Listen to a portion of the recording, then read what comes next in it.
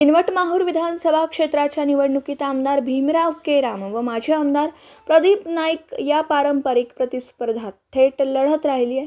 आमदार भीमराव केराम मतदारसंघात फिरलेच नाहीत, कार्यकर्त्यांशी संपर्क नाही, हा आरोप प्रदीप नाईक व त्यांच्या कार्यकर्त्यांनी केला.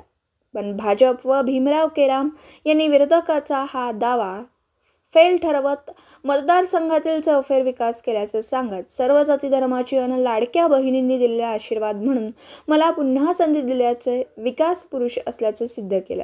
एकूण मतदान 20,20,02,360 एवढं झालं. त्यापैकी भाजपाचा उमेदवार आमदार भीमराव केराम यांनी 92,856 मतं घेतले, तर पराभूत शरद पवार गटचे उमेदवार प्रदीप नाईक यांनी 87,220 मतं घेतलीत. 5,636 मतांनी नाईक यांचा पराभव आमदार केराम यांनी केला. तर आमदार भीमराव केराम यांच्या निवडणुकीदरम्यान त्यांच्या विजयात लाडकी बहीण व मुख्यमंत्री देवेंद्र फडणवीस यांनी चिमटा प्रकल्पातून 92 गावांना वगळण्याची केलेली घोषणा, तर बोधडी येथे आमदार पंकजा मुंडे यांची झालेली सभा, ज्यामध्ये मुंडे यांनी भावनिक आवाहन केलं.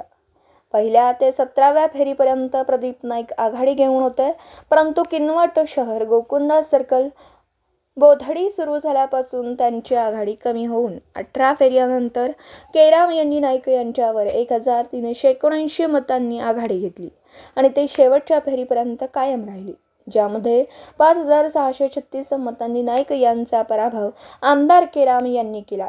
त्यात बदललेल्या निवडणूक चिन्ह तुतारी मिळाल्याने मिळते जुळते पिपाणी या चिन्हाला प्रदीप नाईक यांचं मत गेल्याने नुकसान झाल्याचं दिसतं.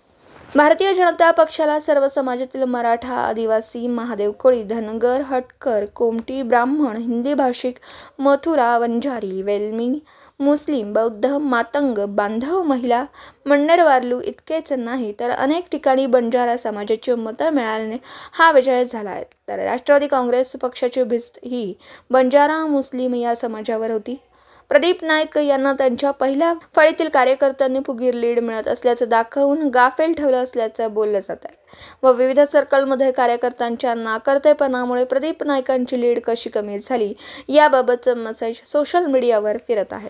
संभ्रम निर्माण करणारे सर्वात महत्त्वाचा घटक म्हणजे राष्ट्रवादी काँग्रेस पक्षाची जी निशाणी होती, तुतारी वाजविणारा माणूस, या निशाणीप्रमाणे रिपब्लिकन पक्ष, खोरिपा या पक्षाचे उमेदवार अशोक ढोले यांची निशाणी पिपाणी होती, ज्याचा फटका राष्ट्रवादी शरद पवार गटाला बसलाय. त्यांचे 5,311 मतं या निशाणीला मिळाली आहेत. अपक्ष उमेदवार सचिन नाईक यांनी 5,511 मतं व प्राध्यापक विजय खुपसे यांनी 1,600 मतं प्राप्त केली आहेत. या निवडणुकीत या दोनही उमेदवारांचा म्हणावा तसा प्रभाव पडला नाही, त्यामुळे राष्ट्रवादीचं समीकरण बिघडलं आणि आमदार भीमराव केराम यांनी किनवट विधानसभा मतदारसंघात विजयाचा गुलाल उधळला.